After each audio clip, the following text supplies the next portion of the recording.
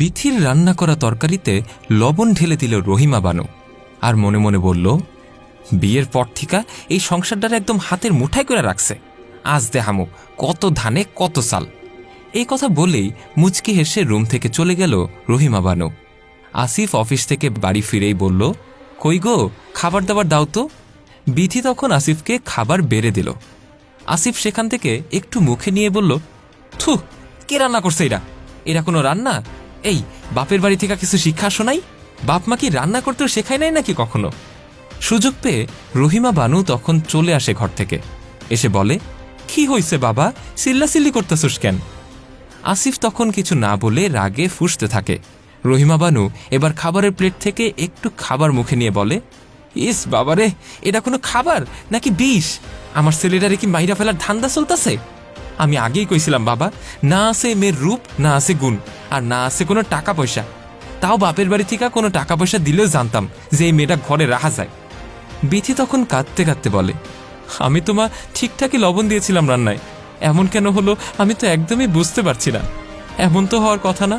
রহিমা বানু তখন ধমক দিয়ে বলে, ও তাইলে কি আমরা মিথ্যা কথা কইতাছি? তুই খায়া দেখ কি সাইপাস রান্না করছিস। বিথি তখন একটু খাবার মুখে দিতেই ফেলে দিয়ে কাশতে থাকে। রহিমা বানু আবারও বলে, কিরে, এবার দেখলি তো নবাবজাদি? আমি আগেই কইছিলাম বাপ, আমার বোনের মাইয়ার লগে তোর বিয়া দেই, তাইলেই তোর ঘরে এত অশান্তি হইতো না। এই কথা বলেই আঁচলে মুখ ঢেকে অভিনয় করে কাঁদতে লাগে রহিমা বানু। আসিফও বলে উঠে, উহ মা, আবার শুরু করো না তো তোমরা। তোমাদের এই অশান্তিতে আর থাকতে ইচ্ছা করে না বাড়িতে, মাঝে মধ্যে মন চায় চলেই যাই। এই কথা বলেই রুম থেকে বেরিয়ে যায় আসিফ। এবার রহিমা বানু বিথির চুল ধরে বলে, দেখ, তোর জন্য আমার ছেলেটা না খায় বাড়ি থেকে বাইরে হয়ে গেল, তোর জন্যই এত অশান্তি। এত কিছুর পরও নির্লজ্জের মতো পইরা থাকোস কেন? বাপের বাড়ি চলে যাইতে পারোস না?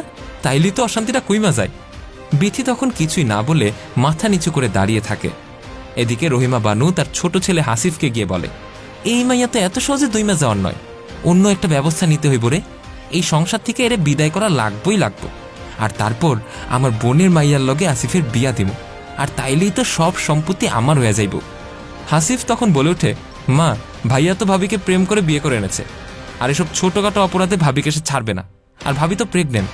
এখন শোনো, ভাবির বাচ্চাটা নষ্ট করা গেলেই হয়তো ভাইয়ার মন উঠে যাবে। রহিমা বানু তখন একটু আতকে উঠে বলে, না না, এত বড় কাজ কেমনে করুম? আর এটা করা কি ঠিক হইব? হাসিফ তখন বলে উঠে, মা, খারাপ কাজ করতে হইলে এত ঠিক ভুল ভাবলে চলবো না, যা করার কইরা ফেলাইতে হইব। বিথির রুমের সামনে সরিষার তেল ফেলে লেপটে দেয় রহিমা বানু। তারপর মনে মনে ভাবতে থাকে, একবার ওই হারামজাদি পা পিছলায় পইরা গেলেই কাম হইছে। কিন্তু লেপে উঠতে যাওয়ার সময় রহিমা বানু নিজেই সেই তেলের উপর পড়ে যায়। ওরে বাবা গো, বইটা গেলাম গো, আল্লাহ গো, আমার কোমরটা শেষ, কেউ বাঁচা আমারে। ঘর খুলে আসিফ দেখে তার মা মেঝেতে পড়ে আছে, আর তার হাতে তেলের বোতল। কি হলো মা, উঠো উঠো, পড়ে গেলে কিভাবে?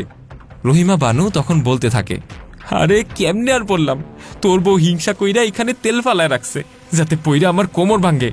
আসিফ তখন বলে ওঠে, মা, তাহলে তোমার হাতেই তেলের বোতল কেন? নাকি তুমি চেয়েছিলে যে বিথি পড়ে যাক? রহিমা বানু তখন আর কোনো কথাই বলে না। আসিফ তখন তাকে ঘরে নিয়ে শুইয়ে দেয়। রাতের বেলা রহিমা বানুর প্রচণ্ড জ্বর আসে। ঘুমের মধ্যে সে ছটফট করতে থাকে। মাঝখানে চোখ খুলেই দেখতে পায় বিথি তার মাথায় জলপট্টি দিয়ে দিচ্ছে। সকালবেলা রহিমা বানু বেশ সুস্থ বোধ করে। বিথিকে তখন ডেকে বলে, মাগো, আমি তোমার এত ক্ষতির চেষ্টা করি, তারপর তুমি আমার এত সেবা কেন করলা বৌমা? বিথি উত্তর দেয়, আমার তো আর মা নেই, শ্বশুরবাড়ি আসার পর আপনিই তো আমার মা। আর আমার নিজের মা হলেও তো আমি সেবা করতাম। আর মা, সংসার করতে গেলে একটু ঝগড়া বিবাদ তো হয়ই, এগুলো মনে রাখতে নেই। বিথির কথা শুনে রহিমা বানু নিজের ভুল বুঝতে পারে।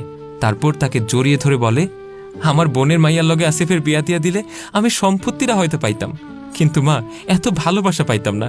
সত্যি রে, তোর মতো একটা ভালো বউ পাইছিলাম বললেই এই সংসারটা টিক্কা আছে। এরপর থেকে রহিমা বানু আর কখনো বিথির সাথে খারাপ ব্যবহার করেনি। জীবনের পথে চলতে গেলে অনেক রকম সমস্যারই সম্মুখীন হতে হয় আমাদের। তবে সবসময় সবকিছুর ভরা কণ্ঠে প্রতিবাদ করাই সমাধান নয়। মাঝে মধ্যে ভালোবাসা দিয়েও অনেক কিছুই আদায় করা সম্ভব। ভিডিওটি ভালো লেগে থাকলে লাইক, কমেন্ট এবং শেয়ার করতে ভুলবেন না। কমেন্ট বক্সে জানান আপনার মূল্যবান মতামত।